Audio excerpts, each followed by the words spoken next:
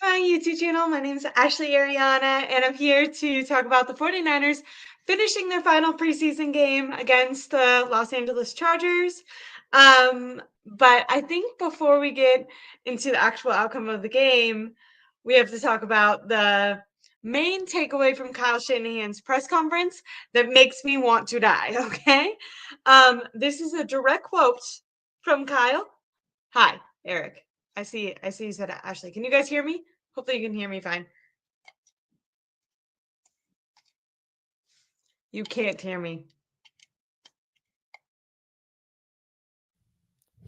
How long could you not hear me? I need to Hi guys, welcome to my channel. My name is Aireonna, and I want to get into the 49ers final preseason game against the Los Angeles Chargers, starting with what Kyle Shanahan said regarding Jake Moody in his post-game presser. This is an exact quote when asked how they were feeling about Jake Moody. We'll see how it goes during the year. By the way, meaning that they're not going to cut him right now. We'll see how it goes during the year. I thought he had a good offseason and a good preseason. I thought he had a good offseason and a good preseason. Dude, that's so insane. That's what preseason has he been watching? Jake Moody, because he made a 59-yard field goal at the end of the Raiders game after missing multiple kicks, after missing multiple extra points. Like, just because you make one kick, if you have 10 kick, if you have 5 extra points and you have 5 field goals and you miss 4 of them, but you make a really good one, that doesn't mean you're a good kicker. I don't understand. I'm so frustrated by the 49ers lack of, like, why do they feel, is it just to protect Kyle Shanahan and John Lynch? Is that the only reason that they are doing, like, keeping, like, why are they so indebted to Jake Moody? What does Jake Moody have on this organization that is like they are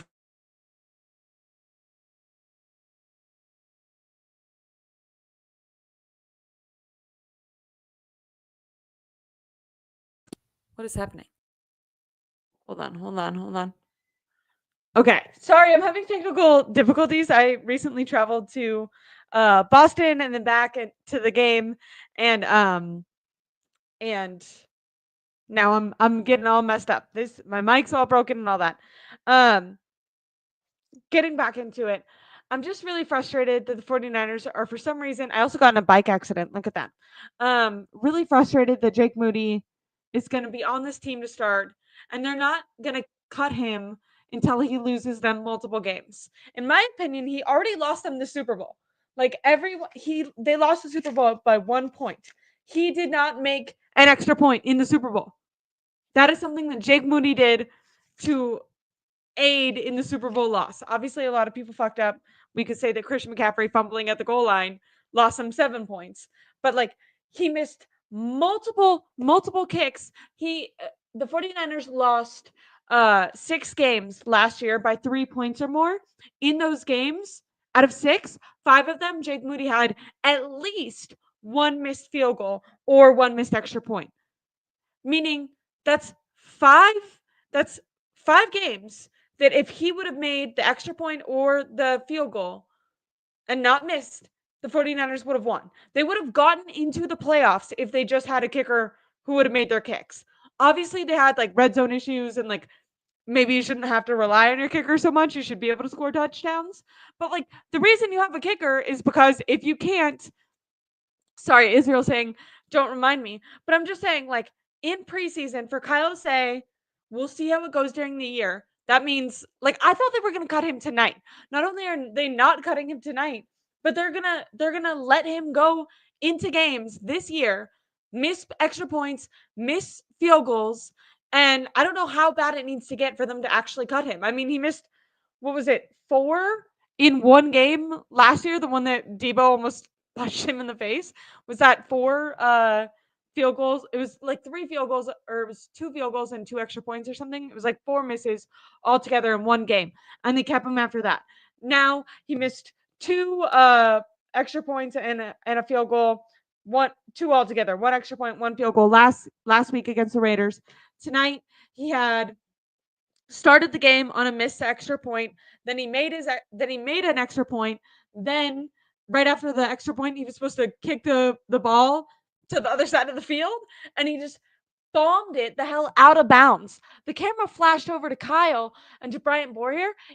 Brian Boyer looked like he was like gonna kill Jake Moody. His face is like, and Kyle is like, and I thought that they were like actually mad and gonna do something about it, but for some reason they just keep letting him like disappoint the team and then keeping him on the team. I mean, directly after the game, after he was making those faces where it's like, Kyle, no one is holding you against your will. Like, you are the one who gets to make this decision. If you're mad during the game at Jake Moody for not making the freaking extra point, like, you have the ability to control that. He doesn't need to be on the team.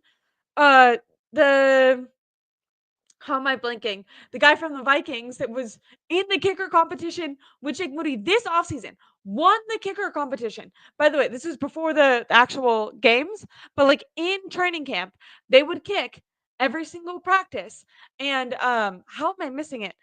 The Joseph, yes, Greg Joseph. Greg Joseph from the Vikings literally made more kicks than Jake Moody did. And then someone else got injured and they were like, "Oh, we don't have the luxury of keeping 2 kickers." And instead of giving it to the guy who won the kicker competition, they kept Jake Moody and cut Greg Joseph.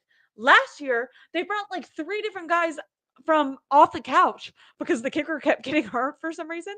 And each time they brought a guy off the couch, that guy was better than Jake Moody, and they continue to keep Jake Moody on the team. So I'll move off of Jake Moody now because I've been talking about it maybe for too long, but it just blows my mind. We need to look into what kind of dirt Jake Moody has on them. But unfortunately, I don't think he has dirt on them. I think they're just trying to save.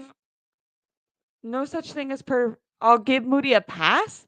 Sorry, someone's saying Jose says Ashley is wild and no such thing as perfection. I'll give Moody a pass. Moody was in the bottom 5 kickers last year. The 49ers special teams was the worst special teams last year.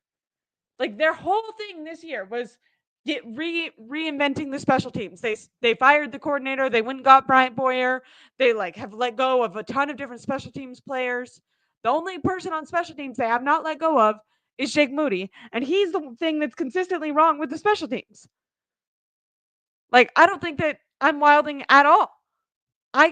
Sorry, I was here when they had Robbie Gould, who did make most of his kicks. If it was within 50 yards, Robbie Gould was fucking drilling that. He didn't make a single miss in a preseason game. Not one. You want to say perfection doesn't matter. I think he had a couple misses in the regular season and he couldn't kick it as far. But the problem with Jake Moody is every once in a while, I mean, last week to me, the 59-yarder is a fluke.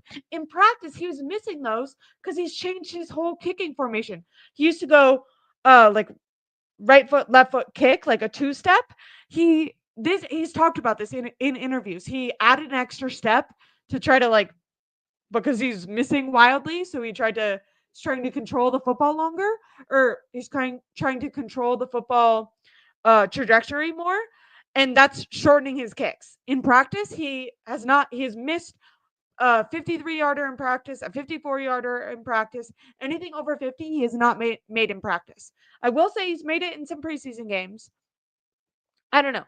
I'm just saying, like, to me, I think maybe I'm wrong. I see there's people in the comments who are disagreeing and believe in Jake Moody. I understand maybe perfection shouldn't be what we're looking for.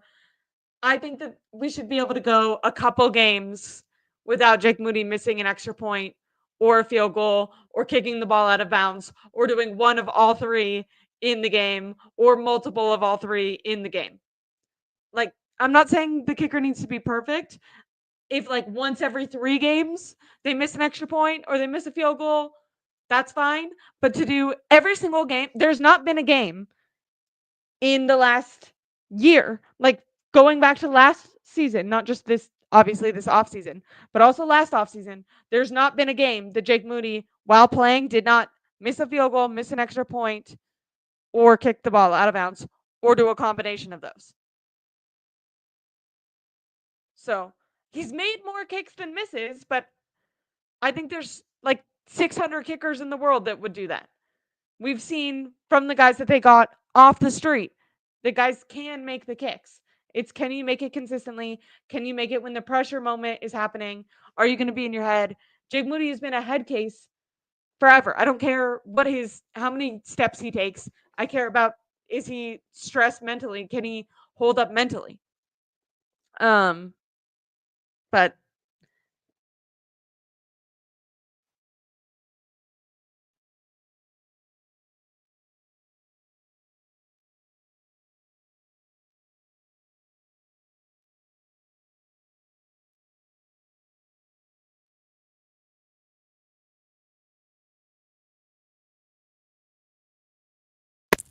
I said good for Jake Moody. He has a lot of support. I know I keep muting my mic. I was traveling to Boston to see my friend, and I shoved all my stuff in my bag because I thought I was going to stream there. And I really just have to get a new mic because anytime I move this hand, where this is plugged in right here, is like super fragile. It's not like stuck in there. So sorry about that. But let me read a couple comments and then I'll move off of Jake Moody. Should have never gotten rid of the other kicker, but sadly we did. To be fair, Robbie Gould, I think, wanted a huge for like a kicker, not huge for other NFL players, but I think he wanted a ton of money and he is very old. But like, I'm not saying that they should have kept Robbie Gould. I'm saying that Greg Joseph beat out Jake Moody in the kicker competition that they had this offseason. Why isn't he on the team? Why isn't one of the 3 kickers that we had off the couch last year that made all their kicks before getting injured on the team? That's kind of what I'm saying. But I understand maybe they're scared that, if he was going to go to another team, he'd end up playing well. I think one of the kickers that we brought in off the couch last year, like a similar thing happened with the Packers. They drafted a guy, he was horrible for them his rookie year, and then that was the guy that came in, like they cut him, and then the 49ers got him off the couch and he made all his kicks. But I don't know. To me,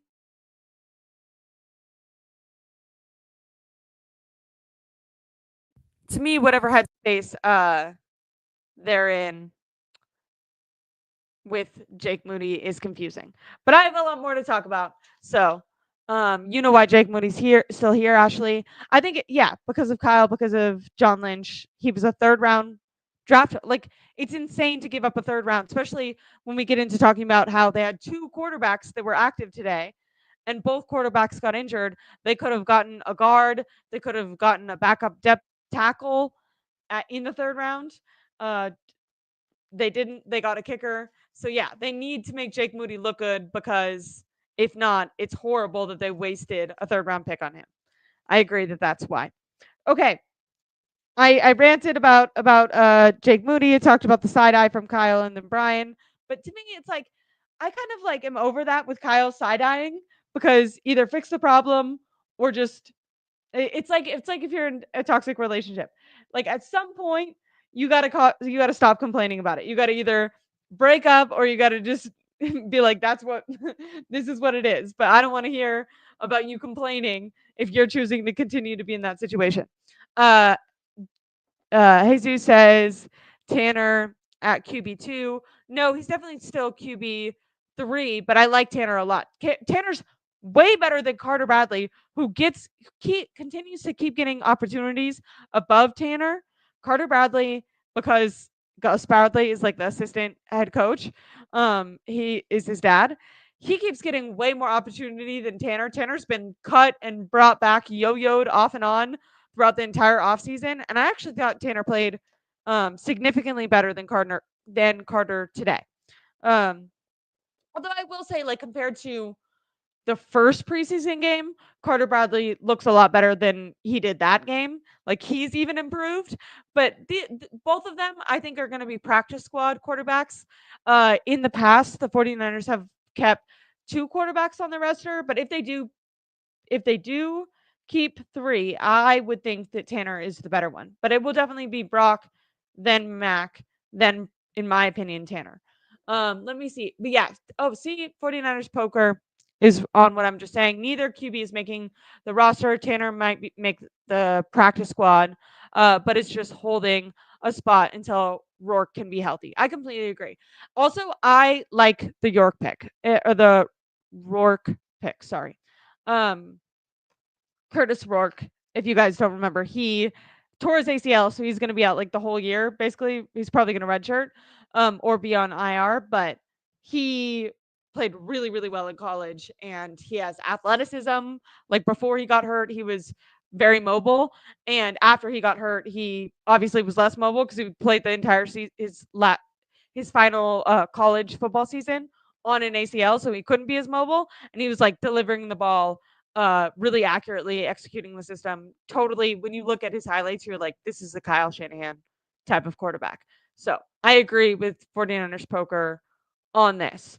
But I want to give Tanner Mordecai his props because he got his ankle hurt and you could see him like debating. He was like, do I come out of the game? And I don't know if it was because Carter Bradley was also hurt, but they like kept showing Tanner Mordecai and then showing Kyle Shanahan, and Kyle was like not sending anyone else in and not taking Tanner out, and Tanner was like holding his legs like I don't know what to do because I can't walk. Like I can't literally walk to the huddle right now to call a play. So way to go him for showing toughness and for continuing to play pretty well. He had a downfield he was 10 of 13. This is Tanner Mordecai was 10 of 13. He had a downfield touchdown.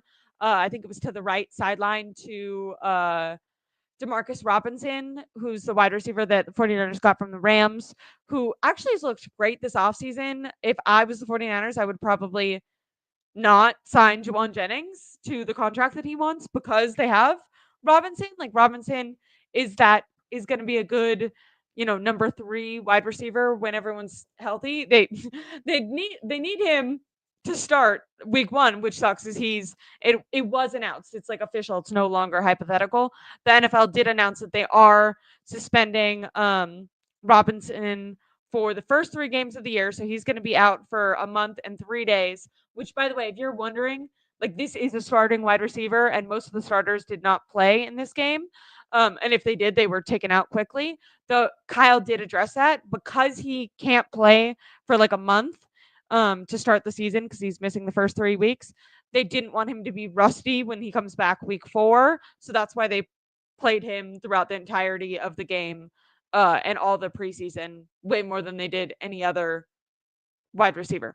Also, it's just my opinion that we have so many, or the 49ers have so many injured players that they kind of had to play him, but that was the reasoning they gave for keeping Demarcus Robinson in the game.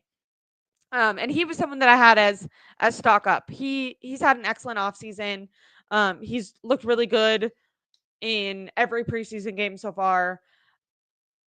I just didn't understand the signing because the way he doesn't look better right now than he did when he was on the Rams. Like he looked this good on the Rams too. He was like he was like the Rams version of Juwan Jennings, but the Rams decided not to keep him because they didn't want to pay him and they knew he was going to miss the first 3 weeks. And the Rams were like, the first 3 weeks matter. Like we can't just not have a starting wide receiver for 3 weeks. So to me, I'm glad that he looks good, but I don't understand why that logic doesn't also, like, I don't know why the 49ers front office doesn't also think like that. Like, why are they just like, oh, it doesn't matter if we don't have a starting wide receiver for the first 3 weeks? Like, you already don't have Brandon Ayuk. Now you're not going to have Jordan Watkins. Who knows about Juwan Jennings? And now you're not going to have, you're not going to have Jacob Cowing. And now you're also not going to have this guy that you went out and signed in free agency. Like, you could have gone out and signed a guy who wasn't going to be suspended. This suspending was not a shock. Like the Rams GM did a press conference or like an interview thing, and they were asked like, why didn't you keep Demarcus Robinson? Because like I said, he's pretty good. And the guy at that moment was like, well, we expect that he's going to be suspended to start the year, and we want wide receivers that can start. I don't know why John Lynch and Kyle Shanahan don't think that way too. I wish that they would start thinking, okay, we shouldn't draft injury prone players. We shouldn't go out and get injury prone players. We shouldn't go out and get guys that we know are going to miss games, because now we're building a roster where there's week 1, there's going to be no guys. No one, none of the guys that we drafted or went out or got in free agency are going to be starting, which is scary. Okay, I feel like I kind of got into the injuries while talking about Robinson and Tanner Mordecai. So I don't know if I should go into the rest of the injuries or continue to talk about stock up. But I think I'll finish the stock up because I started pretty negative with Jake Moody, so I want to be positive. So stock up, Tanner Mordecai, like I said, 10 of 13, played really well. Stock up, Demarcus Robinson, aside from him not starting, but both of those players have looked good as preseason has gone on. And then Curtis Robinson to get today, I thought this was like heartwarming. Curtis Robinson was going to be the starting linebacker on the other side of Fred Warner last offseason. Last offseason, like during training camp, during mini camp, Curtis Robinson looked like the Dre Greenlaw replacement. He was incredible in the offseason. And then in September, like the very, very start of the season, he tore his ACL, which is like heartbreaking, obviously. And today he was playing in the game, and he caught a pick six, or he caught an interception and ran it back for a touchdown. So pick six. I found that to be, like I said, I was happy for Curtis Robinson. The thing that kind of sucks is like that linebacker room is now going to be extremely competitive. The next guy that I have is also a linebacker. So I don't know if he's ever going to get the position that he maybe once thought he was going to get back, but it's great for the 49ers that they have depth at the linebacker position. It's one of the few positions on their roster that actually is very, very deep. Like not just their starters, but their backups look very promising as the season and years go on, because a lot of them are young too. So Curtis Robinson, good for him. Back from his ACL tear that happened last September. He's the first out of everyone who's torn their ACL, because there's a lot of them on the 49ers. He's the first one back. It's also the one that tore it the earliest in the season. But he's the first one back, and he had a great final preseason game. Is it great for him that he was participating in this game? Because like I said, most of the starters, like if you're starting, you're usually not playing in this game. That kind of sucks, but he'll definitely make the 53, in my opinion. I mean, I don't know, but I hope for his sake and for the Niners' sake that he makes the 53-man roster. If you didn't know, they have 90 men right now. They have to make the cut down by Tuesday, so there's going to be a lot of guys that are cut, a lot of guys that are put on IR, PUP, because those things end up not counting against the 53-man roster, and then a lot of guys that are cut, and if they make it through waivers, the 49ers will want back on practice squad. So I'll be going live with Tom Jensen after the cut down date on Tuesday. Cut down time on Tuesday. But yeah, Curtis Robinson, good for him. That was stock up. At the very end of the game, Tariq Owens, Terrell Owens' son, he caught his first NFL touchdown. So that was cool for him too. I think he's going to be a practice squad player if he makes it through waivers and everything. I don't think he's making the 53, but still it's exciting that he was on the field. I feel like if you're, an OG 49ers fan, I know my dad watched when Owens was on the team and stuff. So I feel like I grew up being like, wow, that's a wide receiver. So it's kind of cool to be like, wow, now your son is literally scoring touchdowns for the 49ers. Okay, the guy who I thought had the biggest stock up of the entire preseason is Nick Martin. Nick Martin had a hell of a freaking game. It was the Nick Martin show. Like the takeaway, why does it say Jennings? The takeaway of this game was Nick Martin. I'm actually going to change that little thing that said Jennings to Nick Martin, because holy crap, he played fantastic. He continued to keep his aggressiveness that he had even in preseason game 1, but instead of like overshooting and missing the tackle, he is connecting. So he had 8 tackles, six solo tackles, 1 tackle for loss. He was flying all over the place. He was fast, aggressive, physical, but like much more methodical than he was to start. Like that speed, the speed has been something that we've seen, or that the 49ers have seen in him since college. That was like his pros for college.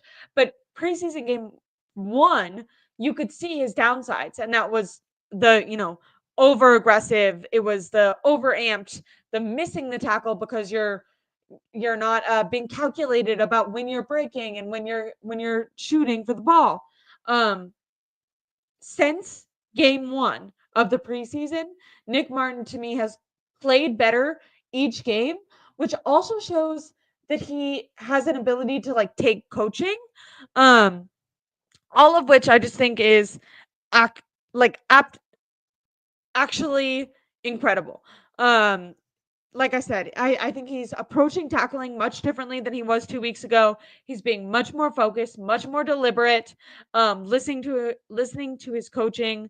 Um, Nick Martin is going to be a hell of a player.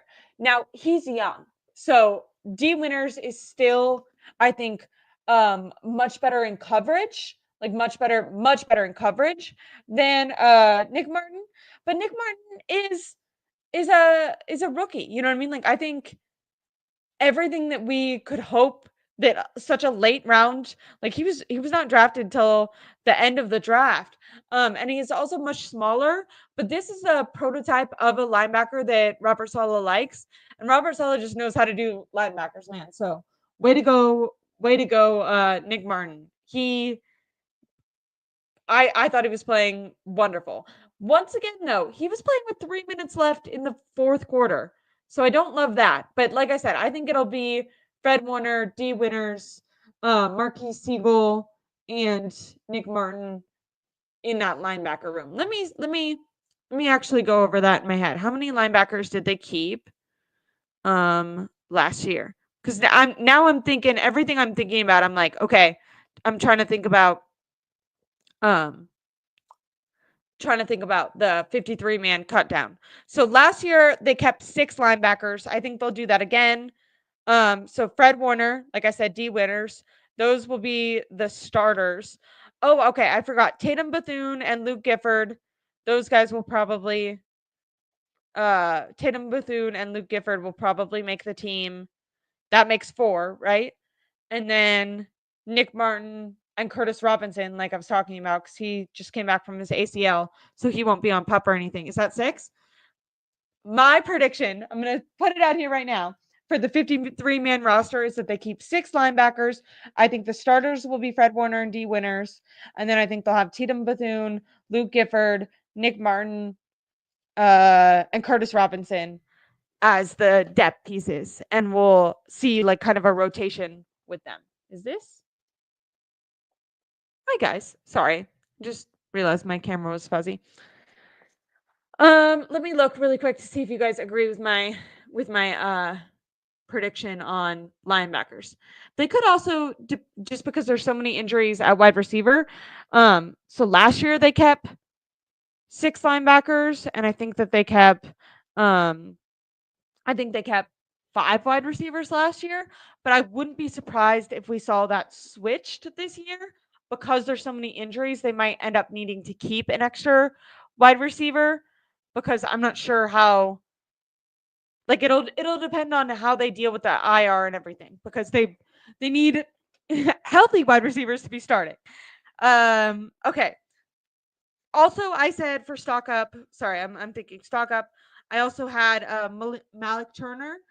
He's probably still more of a practice squad guy, but I felt like behind Ricky Pearsall, Demarcus Robinson, Robbie Chosen, I feel like he's the fourth. That makes him the fourth best wide receiver out of all the healthy guys. So just based on health, Robbie Chosen had a really, really good preseason game 2 against the Raiders. So I think he's definitely making the team. Malik Turner, I'm not sure if he'll make the team. It'll depend on how they arrange it. Like I said, are they going to keep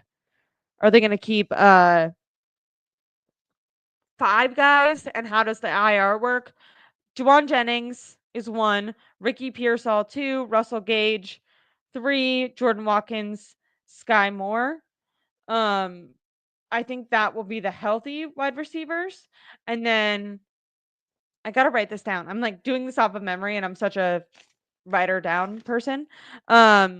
Still on the team, but I think it doesn't count against the 53-man roster if you're on PUP. So obviously Brandon Ayuk, and then I'll get into it, but Jacob Cowing I think is going to go on IR. I'll get into that when I talk about the injuries in a second. So Jacob Cowing, and then Demarcus Robinson. I don't know this for sure. If you're suspended, I don't know if that counts on the 53 or if it doesn't. So I think that'll be up for depending on how that counts against the 53-man roster. That'll be where the decision is made with like Robbie Chosen making the team versus making the practice squad and then just being called up. I also, when I say Sky Moore, I want to say if you guys watched today's game, I think Sky Moore is a horrible wide receiver. He was horrible for the Chiefs. I think the 49ers are silly for thinking that the Chiefs would have made a mistake.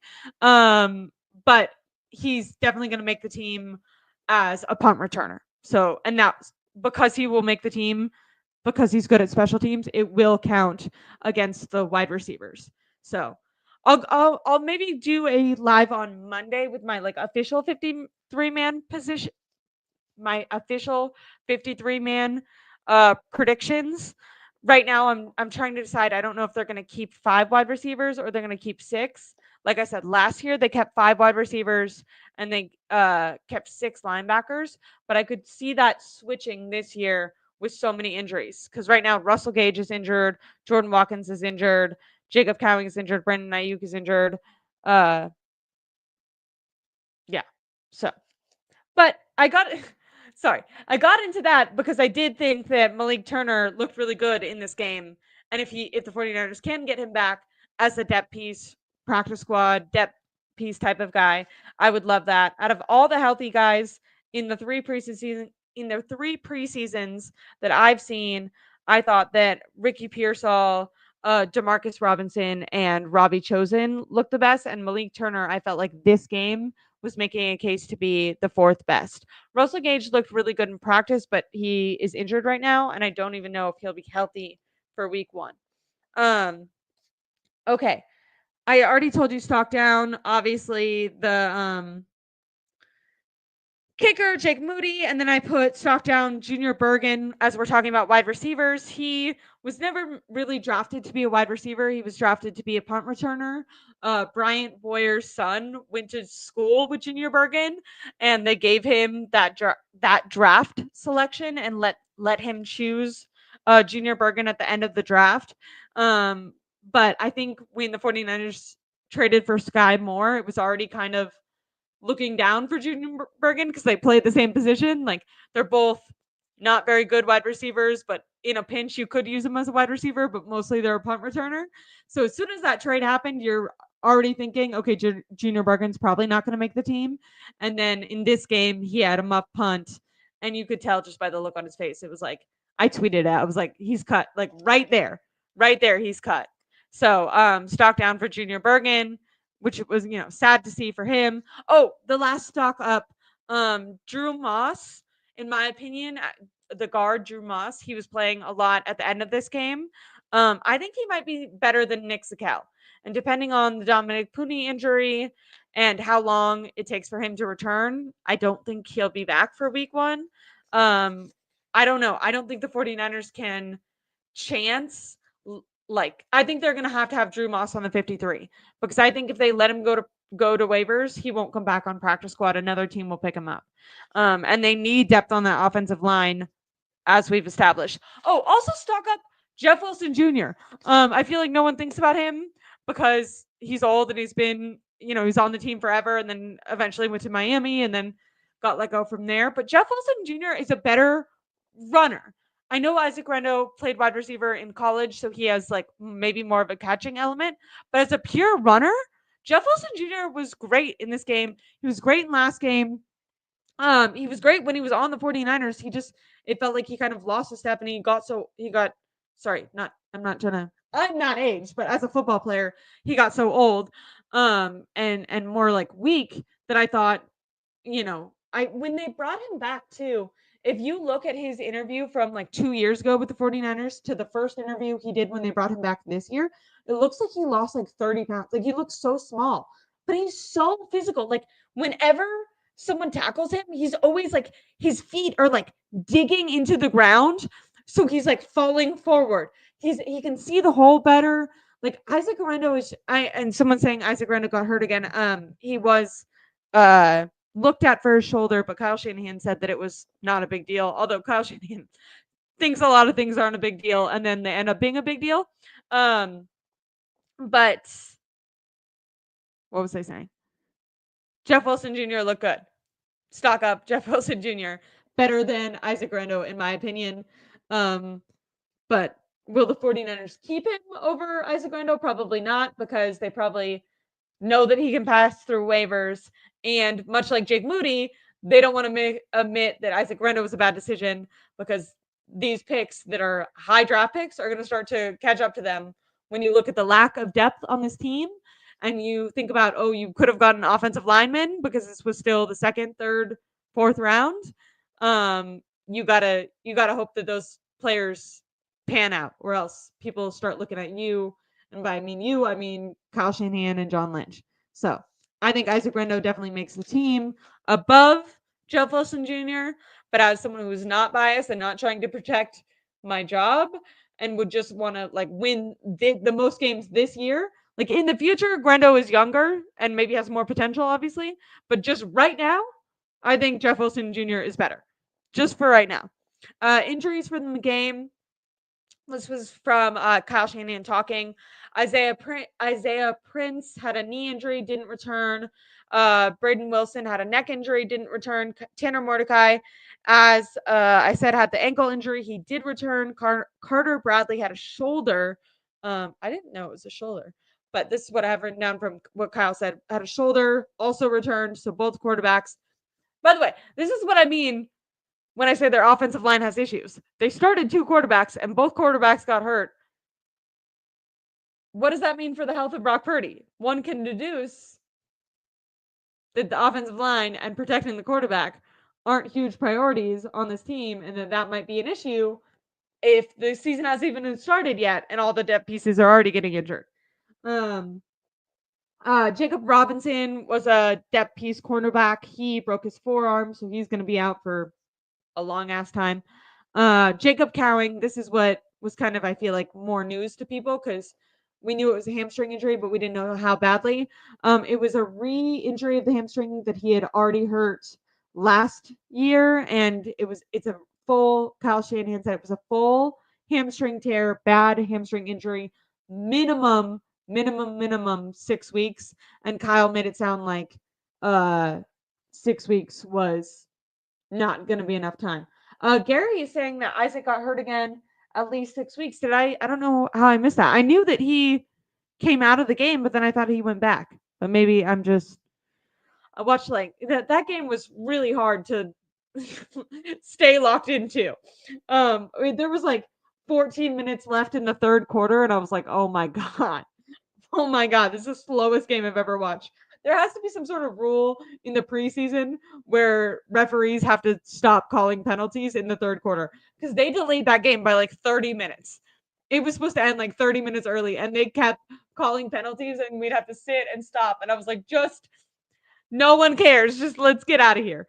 But so that's not good news for the Isaac Randall people. Tam, is it his shoulder again?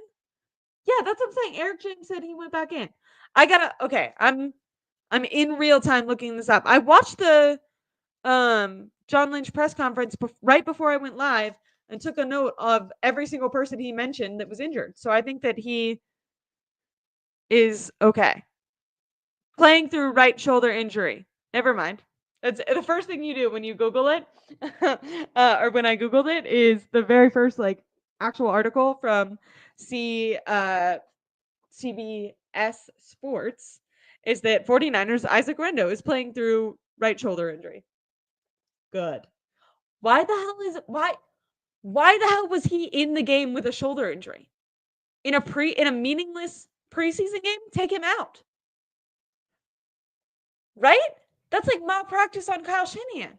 Why would you keep Am I understanding this right? So I knew he went out, but I assumed that he was cleared and healthy to go back in. Why would they play him? Sorry, when I had my head like that, it looks like my head just went on forever. Why would they play Isaac Rendo in the third preseason meaningless game in the fourth quarter? He was in there if he had a shoulder injury. That's messed up. I hate that. Okay. So I talked about Jacob. So that's sad. That's like sad for Isaac Rendo. Like, way to not take care of your players. Um. Anyways, I guess Isaac Rendo has a shoulder injury. And by I guess I knew he had that, but I thought it was cleared enough. They should have given McCaffrey 30 carries tonight. They're gonna do that week 1 because they have no healthy running backs. So that's a funny joke for right now, but it's a scary thought for week 1. Jordan James, speaking of running backs, Kyle Shanahan is going to be week to week. He said, so, hoping that he'll be back for week 1. That's not wonderful. I would like a guaranteed he's already back. He's already practiced, but I guess week to week is okay. Mikael Williams, obviously they're over, 11 overall first round draft pick. He is still out, but he did practice today. Kyle Shanahan said that he might be back this week. Now, what I would like to call attention to is the 49ers season starts in 2 weeks. So, like a month ago, it was like, okay, they have the whole off season to get healthy. Now I'm like, is this guy going to be able to play week 1? That's scary. So Mikael Williams, he is out, but might be back this week.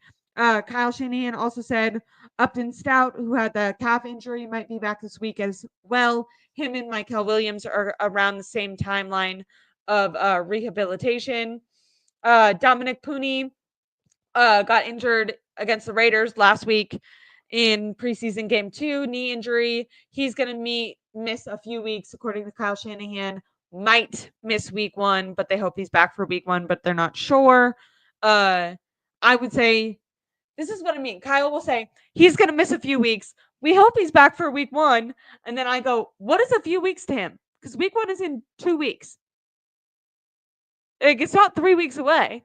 So is a few weeks just 2? Is he? And I don't think they'd like throw him out there like right away. Like, usually they have a couple days to ramp you up.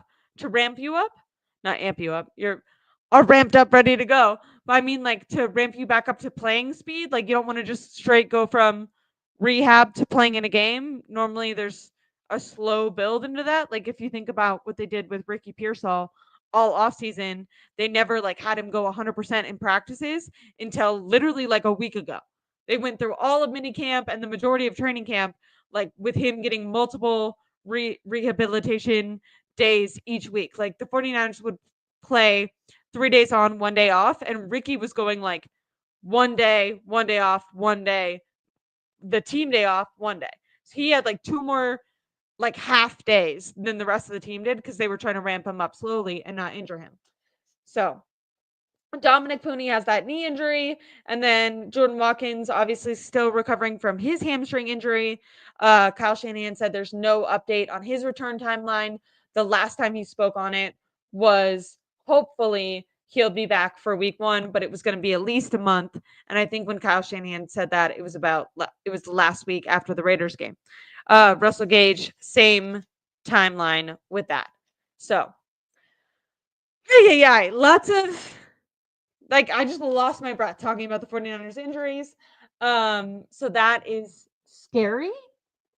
But also there's like certain, like I said, linebacker position group, that has a lot of depth. That gives me hope. Randomly, I went into the preseason, like before preseason game 1, I thought that the cornerback room was one of the worst or like scariest groups, position groups on the team. After seeing Chase Lucas, I have a lot more faith in the depth in that cornerback room. Now obviously we have to see, like, does Renardo Green continue on the trajectory that he was last year? If so, that'll be wonderful. If he has kind of a slump, that won't be good. Demo kind of got cooked last week, so but then he had a great practice this week. He was great. He went against Ricky Pearsall twice in practice, not yesterday, but the day before yesterday, their last practice. And what am I saying? Diamondor Lenore beat Ricky Pearsall each time. So I'm more high on the cornerbacks than I originally thought I was going to be. If the QB can stay healthy, I think Brock Purdy and Mac Jones is in a terrible quarterback room. When I think of the offensive line, I'm a little bit scared because I don't even think the starters are going to be healthy for week one. When I think about running backs, obviously Christian McCaffrey, wonderful. Behind him, they just traded for Brian Robinson, which I think is an excellent trade, and will be a good, like, 1-2 punch with Christian McCaffrey.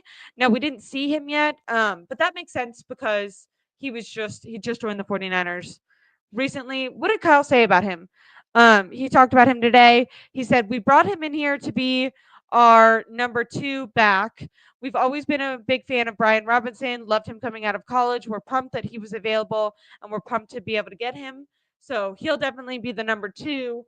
Um, Let me think. What I'm thinking about the 53 running backs, we have Chris McCaffrey healthy. Brian Robinson, Kyle literally just said was going to be the number 2. Jordan James coming back week to week. Isaac Arendo.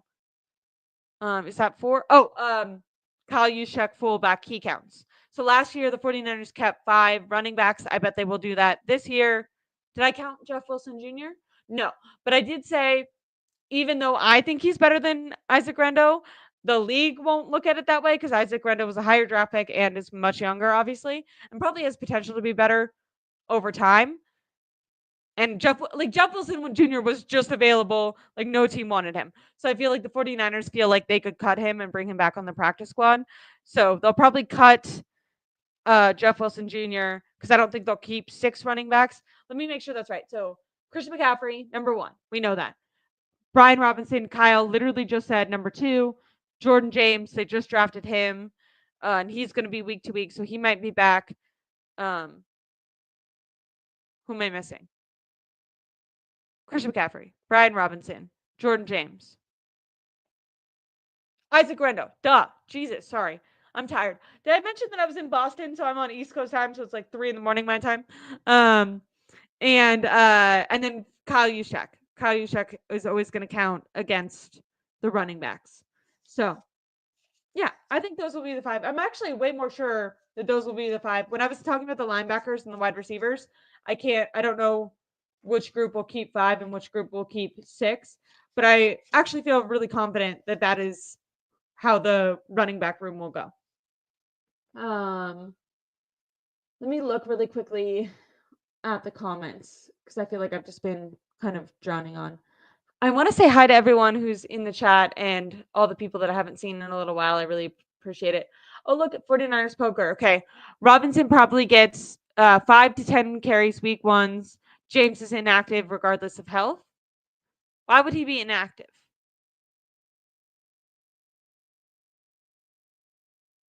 Okay. I agree that Robinson will be I think Christian McCaffrey and Brian Robinson will be splitting the carries, but Christian McCaffrey will get way more because we know Kyle Shanahan. So I can see that. Love it. The 4th running back is always inactive. Okay. Christian McCaffrey, Brian Robinson. So you're saying Isaac Rendo and then Kyle Juszczyk. I got you. Look at that. Or no, sorry. You're saying Christian McCaffrey, Brian Robinson, Kyle Juszczyk, inactive Jordan James. I'm still learning the 53-man rosters though, but I think I'm doing good on my prediction. I think no matter who's inactive or not, the number 1 and number 2 will be Christian McCaffrey and Brian Robinson. Isaac Rendo and Jordan James and Kyle Juszczyk will be the 3 depth pieces. And if they have a guy that they need to work into that. Like if uh, Isaac Rando or Jordan James or both of them are not healthy, they'll try to get Jeff Wilson Jr. to come back, is my prediction. Yeah. Someone said, oh, I heard, Julie said, heard Grendo fumbled 3 times in practice 2 days ago. That's a cardinal sin in Kyle Shanahan's eyes. May not even get to play on Kyle's naughty list, likely. Yeah, definitely 3 fumbles will get you in the doghouse with Kyle Shanahan for sure. And I think he fumbled last year as well. I also think that that's why they got rid of not Jordan James on the Vikings. Jordan Mason is because he fumbled, and I think Kyle was just like not okay with fumbling. I think the reason that they went out and got Jordan James, even though he wasn't like the most productive running back in college, is he had no fumbles. 0 all of college. So you're right, Julie, the fumble thing is a huge deal to Kyle Shanahan, and that probably influenced their decision to go out and get Brian Robinson as well. So I think the healthy quarterbacks, that the quarterback room looks good. The projected one that I'm thinking of on the 53 in my head looks good. The running back room looks good, but is dealing with a lot of injuries. Really nervous about the offensive line. Feel more confident about the cornerback room than I originally thought. Marquise Siegel is looking really good at safety. Jair Brown is not looking really good at safety, although I will say there was a touchdown that was given up in the 3rd quarter, if I'm not mistaken, and it looked like on the actual play, I thought that it was Jair Brown, and I even tweeted, I was like, oh my god, Jair Brown, the fall off of him needs to be studied, because he had this great rookie year and then it's been bad for like 2 years since. But I had a lot of people responding to me saying that was not Brown's fault. That was actually on Siegel, but Brown was going up to try to like make up for it, and then he just ended up looking bad because he was like in the area, but he was just trying to prevent a touchdown. If that's true, sorry for getting on him unnecessarily. I still don't think he's the best. Do I think he'll make the team? This is something that maybe I should have done before is I should have written these down because I'm such a visual person. But if I'm looking at the lineups, for safety, Jason Pinnock, he's looked great all offseason. I went to a couple of the training camp practices. He shines in training camp. So Jason Pinnock, Marquise Siegel, Richie Grant, and then Jair Brown. Am I missing anyone? 4 safeties? But I don't feel great about any of those. So the safety room, I'm a little down on. The cornerback room, Giamra Lenore, Renardo Green, Upton Stout when he gets healthy. Like I said, Kyle said with that calf, he practiced today, but they're going to reassess on Monday to see if he'll participate this week for the upcoming week 1. Chase Lucas has really impressed me. Neil potentially staying over Grant for special teams. You're right. Special teams will definitely Richie Grant for safety. Special teams will definitely influence this decision because they have to maximize what their depth position players can do. But like I said, I'll go more into that in my show maybe on Monday. I'll do like a prediction before Tuesday, and then on Tuesday after the cut down, so probably around like 3:30 Pacific time, I'll go live with Tom and we'll react to the actual 53-man roster. But it's been fun to cover the preseason games and to see what happens. Some guys talk up, some guys talk down. Like I said, I think what's happened with Nick Martin is totally what you want to see from like a guy who got drafted in the later rounds. Like, okay, he showed potential but struggled week 1, and then week 2 he like fixed a couple of his mistakes. You still saw a couple of his weaknesses that were pointed out on his scouting evaluation, but you still saw the like benefits there, and you saw why they drafted him, and you were like, okay, if he can put it all together it will work, but like right now it's like not enough to be able to trust. And then today I just felt like Nick Martin was fantastic. I got nervous. There was a second where he was like shook it up. He was like grabbing his thighs, and I thought he was hurt, and I was like, no. And he might have been Kyle didn't mention it, so whatever it is, knock on wood, hopefully it wasn't serious, but he continued to play for the rest of the game. He did look a little shaken up after one of the plays. I think that was also in the third quarter, or was that in the second quarter? But Nick Martin, I mean, the story of the game was just that he really, really shined. Quarterbacks got injured. A lot of the 49ers players got injured. The best quarterback that was on the field today was that DJ guy, the guy behind Trey Lance for the Chargers. Randomly, I thought he was like not really good, but like actually executing his throws and everything. He got worse as the game went on, but for like the rest of quarter one, because Trey Lance only played, I think, like 3 drives, and then and then it was the DJ. I'm not even trying to pronounce his name. It's like Uiagalelei. But that guy, the backup or third string backup for the Chargers, he came in during the first quarter, played, I thought, what better than Trey Lance did. And then in the second quarter, I felt he played better than all the 49ers quarterbacks, better than Trey. And then by the end of the fourth quarter, he was like throwing interceptions and didn't look as good. And it was kind of like, well, this is why you're backup quarterback. But I think those are my main takeaways from the Chargers game. I hope that I had just had a manly injury. Oh, okay. I hope that cut down is Tuesday by 1 p.m. Thank you so much, Julie, for telling me that. Okay, so maybe Tom and I will go. Is that 1 p.m. PST? We'll go live at like 2 then. Um, because I imagine a lot of people will go live right away, and I don't want you guys to have to choose who you look to. Tom Jensen, Sports Illustrated. He's been on my show a bunch of times, and a lot of you guys know him and appreciate his insights. So maybe we'll go at 2 on Tuesday. But I really appreciate everyone who's in here. Sorry if I was a little bit more low energy than I normally am, or got a little bit caught up. Like I said, I just got back from Boston. I visited with my best friend since high school. We grew up together. My dad, who's always in the chat, knows her, lived with her growing up. We would live together in San Luis Obispo for college, in Santa Barbara, in LA for college. And then she is so smart that she went to get a PhD in New York, met a boy from Boston. Now her and her long-term boyfriend live there. They just bought a house. And with the season starting, I'm going to Seattle. I'm going to New Orleans. I'm going to be trying to travel and bring you guys instant reactions after the games and everything. And so I wanted to make sure that this summer, before the hustle and bustle of the season started, that I got out there. So I went out to Boston. What a beautiful little city, by the way. It's like super old and historic, and the buildings are very San Francisco, like very, how San Francisco, all the architecture is old. Boston is like that. It's also kind of on a hill, and on like there's tons of water everywhere. There's like the literal bay ocean, but also there's like tons of little not even little, but like huge ponds, little lakes, huge ponds, medium. I couldn't tell what they were. I was like, is this a pond or is this a lake? Because it was like too small to be a lake, but too big to be like a normal size pond.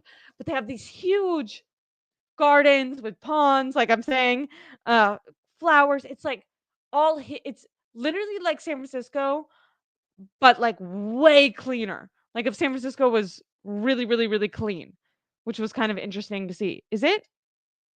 I got nervous that it was 8:20 because I was looking at a screenshot that said 8:20, and I was like, how am I this tired at 8:20? It's not 8:20. That was a screenshot. Um, it's almost 11. Really loved Boston. Loved getting to see my friend.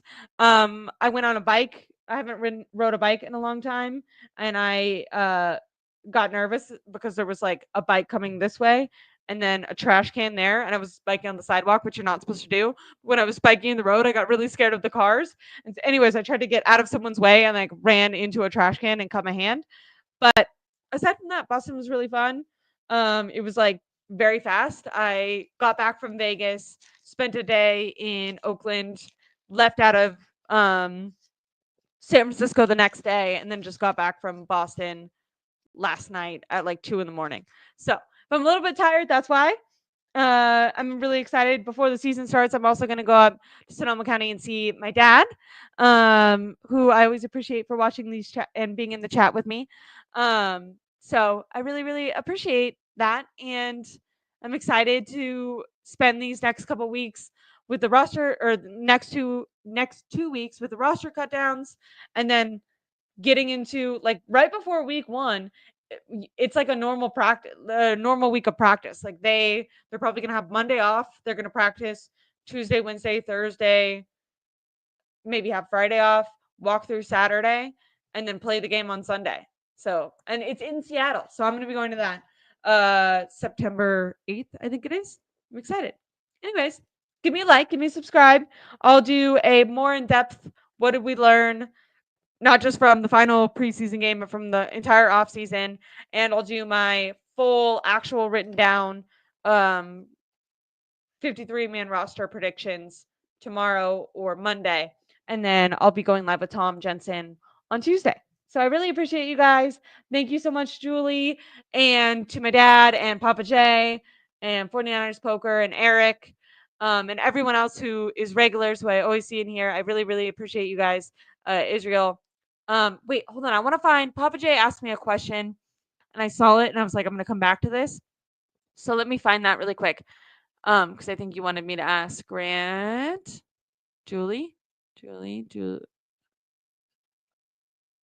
Okay, Ashley. Ashley, can you ask Grant to ask Kyle if he thinks it's a good philosophy for players to build up calluses the way he does, risking injuries year after year? Yes, I can ask him to ask that. Will he answer without being snarky? I'm taking a picture so I remember. Will he answer to will he will he be snarky and respond poorly? Probably. Will he but I can definitely ask him what his philosophy is. I mean clearly he knows that for some players it's good to reserve their bodies. That's why Brock Purdy didn't play today. Trent Williams didn't play at all. Nick Bosa played like 3 snaps. George Kittle played like a couple snaps. Not the I'm talking about all the games. So last preseason game 2 is when, if any starters did play, they played preseason game 2. I know different coaches have different philosophies. I've heard Dan Campbell talk about wanting to, full tackle in practice and build up calluses. I also know there was I talked about it after the Raiders game, but with the Broncos and the Raiders, viewing their joint practices, those guys spend so much more time stretching, recovering, warming up. Like literally their warm up and cool down are triple the time that the 49ers spend doing that. So I think that is, something that the 49ers need to look at with the continuous injuries that they have. Obviously, also like all injuries are not made equal. Some, if it's like soft tissue, that can be not warmed up properly, not being the proper weight, like carrying too much muscle and or fat for your frame and trying to or also like even in practice if you are warmed up, like not giving yourself enough rest. Like if you're sprinting, doing sprints, you need to have like 2 minutes of recovery time instead of 30 seconds before you have to go all out again. Like I said, Broncos and the Raiders, they spent about 2 hours and 30 minutes practicing, and that's not including the like individual warm-ups that they did on their own and the position group warm-ups that they did. That's just as a team, like just together on the field, what the media could see. The 49ers, the part that the media sees, I'm not saying they do a lot of individual warm-ups and stretching. I'm not trying to discount that, but the part that the 49ers see, the entire practice every day, or the 49ers beat and me, and if you're a fan and you go to open practices, the longest one that I saw was 90 minutes. Sometimes they were shorter. Like they're usually 60 to 90 minutes, where apparently the Raiders and the Broncos are always doing at least 2 hours and 30 minutes. So you might hear that and think more time is like working your body harder, more likely to get injured. But it's not necessarily that those practices are harder. They're just longer, but they're allowing for a lot more warm up, a lot more cool down, and a lot more rest during the actual practice. So I found that really interesting when I was in Vegas. But really appreciate you guys. Thank you so much. I'm ending this now. Love you. Make sure to give me a like, give me a comment. Those really help with my YouTube channel. And I really appreciate it. If you're new here, I really appreciate it. I saw some under the helmet. I wanted to say thank you so much for, I think, I haven't seen your avatar. So I appreciate you being here with me. And I'll be going live this weekend. So make sure to subscribe.